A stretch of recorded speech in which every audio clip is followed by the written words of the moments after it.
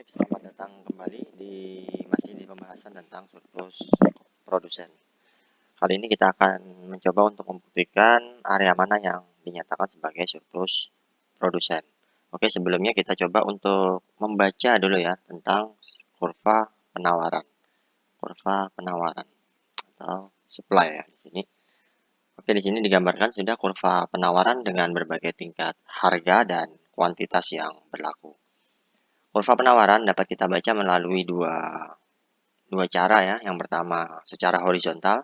Dengan secara horizontal di sini kurva penawaran menunjukkan sejumlah kuantitas tertentu yang ditawarkan oleh produsen berdasarkan berbagai tingkat harga. Di sini ditunjukkan harga 500, 1000, 1500 dan seterusnya. Sebagai contoh cara membaca dengan horizontal yaitu katakan kita akan membahas tentang harga 500. Jadi pada tingkat harga 500 ada ketersediaan supply penawaran yang ada yaitu sebesar Q1. Jika harga meningkat menjadi 1000, maka kuantitas supply atau QS-nya menjadi Q2. 1500 kuantitas supply-nya yang ditawarkan oleh produsen atau oleh seller meningkat menjadi Q3.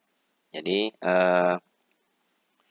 berbagai macam kuantitas yang bisa disediakan oleh seller atau penjual pada berbagai macam tingkat harga. Nah, itu cara membaca secara horizontal sepertinya sudah lazim dan sepertinya lebih mudah untuk kita pahami.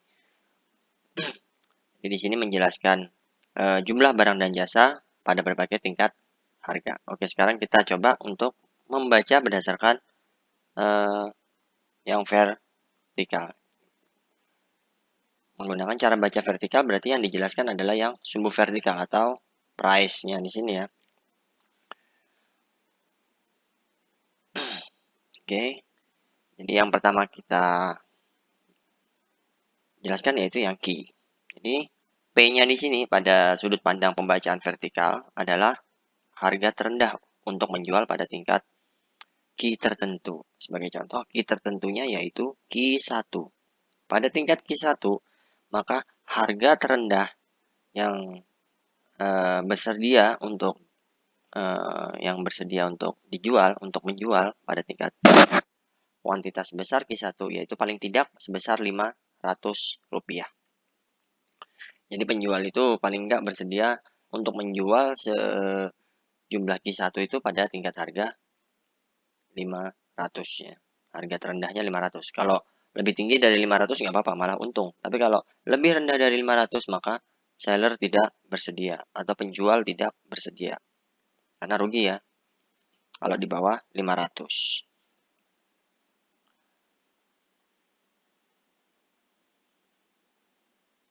Oke, kita lanjutkan ke Q2. Pada tingkat kuantitas sebesar Q2, maka penjual paling tidak dia bersedia menjual barangnya seharga Rp1.000.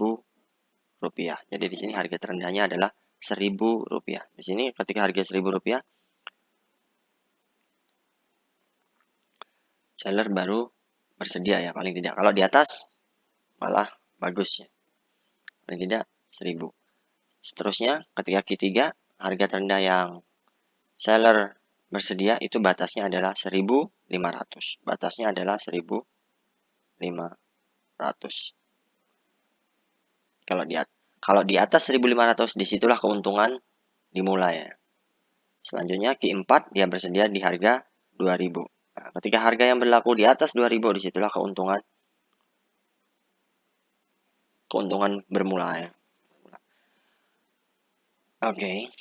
Jadi di sini dapat diartikan juga price di sini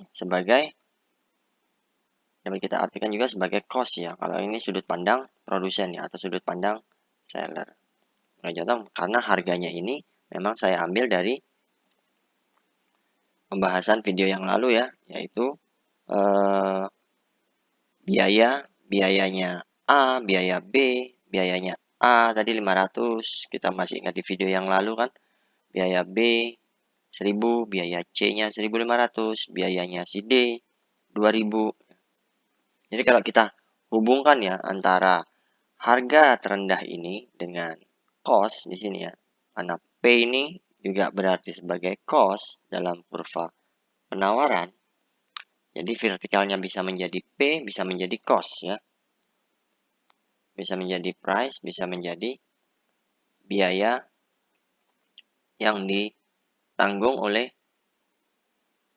seller atau ditanggung oleh produsen. Sehingga dapat kita asumsikan bahwa harga terendah tadi yang saya katakan bahwa harga terendahnya adalah 500, harga terendahnya adalah 1000, itu adalah kebetulan karena saya memang ambil datanya dari yang kemarin, itu berarti adalah cost yang dimiliki ya, yang dimiliki oleh masing-masing seller. Oke, sekarang akan kita coba gambarkan di mana area surplus produsen oleh semua seller yang ada di dalam perekonomian. Kita tahu bahwa di dalam perekonomian terdapat puluhan dan ratusan penjual ya. Katakan itu banyak sekali penjual yang berada di dalam suatu perekonomian. Tapi ini kita ilustrasikan menjadi katakan 4 saja untuk menyederhanakan. Untuk A, katakan untuk seller A, itu kita akan menghitung di harga 2.500 ya. Karena ini 2.500 ya, yang kita hitung, yaitu saya garisi merah. Jadi kita akan menghitung area mana yang dinyatakan sebagai surplus konsumen pada tingkat harga 2.500. Ya, pada tingkat harga 2.500 yang akan kita gambar, akan kita tunjukkan area mana. Oke, jadi di sini pada tingkat harga 2.500 si A ini tadi kan 500 ya, 500 cost-nya atau di sini dalam Q1 biaya harga terendahnya adalah 500. Maka si A ini akan mendapatkan keuntungan.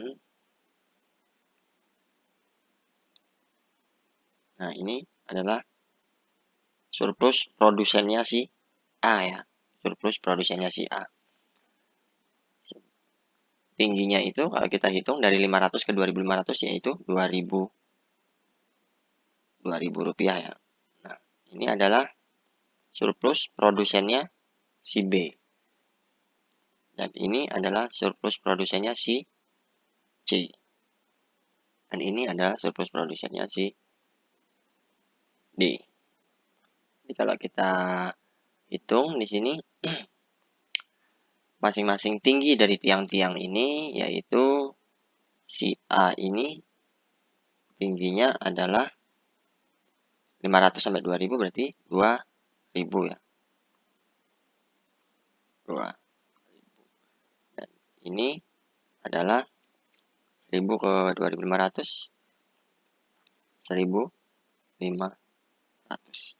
Dan ini dari 1500 ke 1000 ya. 2000 kemudian ini 2500 ya. 2000 tambah 1500 inilah surplus produsen dari 4 penjual yaitu A, B, C, dan D dari 4 penjual yaitu kalau kita total semuanya adalah ini yang si D 2000 cuma 500 ya. Kebanyakan nolnya. Jadi kalau kita hitung surplus produsen masing-masing seller ini adalah sebesar 5.000 ya. 5.000. Ini dengan catatan adalah dari A, B, C, dan D.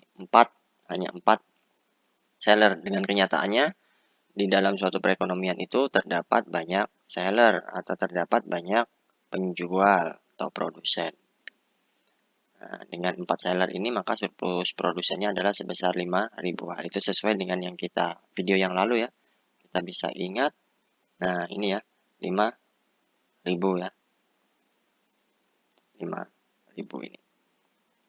Dengan tingkat harga 2.500. Dari 4 produsen ya, A, B, C, dan D. Oke, kita ilustrasikan lagi bahwa di dalam perekonomian itu tidak hanya ada 4 produsen, atau tidak hanya terdapat pada 4 penjual, tapi banyak lagi ya. Ada di sini, ada tiang yang di sini, yaitu penjual dengan harga terendah yang kedua, penjual dengan harga terendah yang keempat, penjual dengan harga terendah yang kelima, dan seterusnya. Jadi masih ada penjual-penjual lain yang memiliki harga-harga terendah. Harga terendah ini ya, harga terendah. Harga terendah ini juga dapat dihubungkan dengan cost ya. Jadi P di sini juga sama dengan cost. Cost di sini maksudnya harga terendahnya tadi.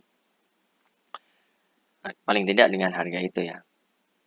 Kalau ke atas boleh, kalau ke bawah dia nggak bersedia, rugi ya. Jadi dengan kata lain, jika kita menggambarkan keseluruhan seller di dalam suatu perekonomian, maka garis yang berada di atas kurva penawaran dan di bawah harga, di bawah garis yang merah ini ya harga, itu adalah bentuk surplus atau area yang dinyatakan sebagai surplus produsen. Baik, demikian penjelasannya ya, menjelaskan kepada kita bahwa area surplus produsen itu akan semakin meningkat ketika harga yang semakin tinggi. Jadi pertemuan lalu kita sudah membahas secara angka ya, dari 500, 1000, dari kenaikan harga 800, kemudian menjadi 1300, ya, dan lain sebagainya. Surplus konsumennya akan semakin meningkat. 300, 1100, 2100, dan 5000 terakhir. Jadi peningkatan surplus peningkatan surplus produsen meningkat seiring harga yang meningkat. Oke, demikian pembuktian atau penunjukan tentang area surplus konsumen pada kurva penawaran. Jadi kita bisa merangkumnya lagi kalau di surplus konsumen kemarin adalah area di bawah kurva permintaan dan di atas harga. Kemudian kalau surplus produsen adalah area di atas kurva penawaran dan di bawah harga. Demikian, kita bertemu kepada video selanjutnya. Sampai jumpa.